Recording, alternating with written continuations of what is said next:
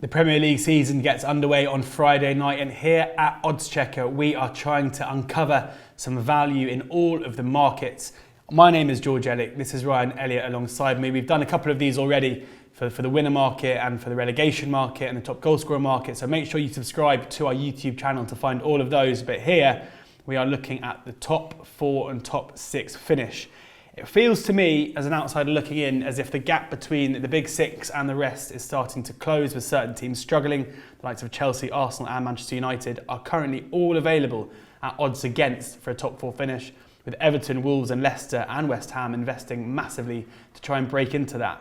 So, as I say, I'm not going to run through the market because there's so many teams, but firstly, for a top 4 finish, who do you see as value? Well, we all know that Liverpool and Manchester City will finish in the top 4, barring an absolute aberration this season, and Spurs, another season under Pochettino, Ndombele coming in as well. They're not going to go anywhere. But my 4th team to join the top 4 is Arsenal. Now, I'm not sure why they're so undervalued in this market, considering they've got Emery, who's a much better manager than Lampard and Solskjaer combined. They've signed Pepe, they've signed Ceballos. They might even get Zaha still, although they've spent a lot of money already.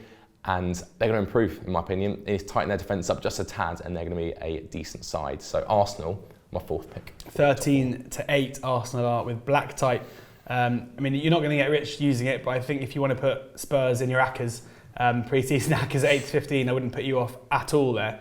But I do think there's still a bit of value in some of the teams in the chasing pack. I'm not convinced by Everton at 16 to 1, because you're basically investing in hype, I guess, rather than anything we've seen on the pitch. But Wolves last season were superb. They got fairly close to getting in the top 6 by the end of the season, I think just 10 or so points back.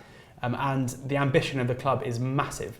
The same can be said of Leicester at 20 to 1. I think people don't quite realise yet that the owners of both of these clubs aren't just planning on breaking into the top 6 season by season. They want to establish themselves as European powers. So I think this is the season where maybe there's still a bit of value there. I think when we're sitting here this time next year, there will not be 16 to 1 and 20 to 1 available about those two teams to finish in the top 4. And as such, because they're big prices, I think they are also value for the top 6 finish, which I think maybe you agree with as well.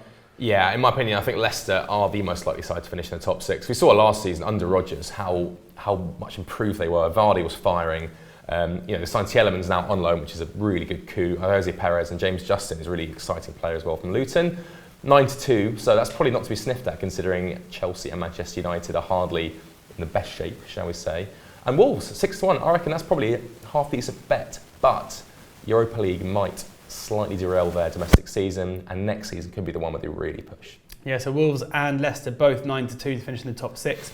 I'm going for a massive price here, and it's a bit of a punt, but I think that Southampton at 40 to 1, you'll find worse bets than that. Obviously nearly got relegated last season, so it doesn't look on paper like anything much, and I've just said about Everton that you're betting on hype, but I think we've seen that Hassan Hutel is in the kind of elite of Premier League managers at the moment. So you think a season of pre-season under him, getting used to the kind of high intensity football that we're going to see from Saints this season. They have strengthened a bit. I think, as I said, Shea Adams could be a fantastic signing, a bit of a breakthrough player this season. So at 40 to 1, given, as I say, concerns about Chelsea, about United, and maybe not for Ryan, but generally about Arsenal, I think that is a big old price. So there you have it. There are tips for a top 6 and a top 4 finish. Subscribe to the Oddschecker YouTube channel for plenty more Premier League content throughout the season.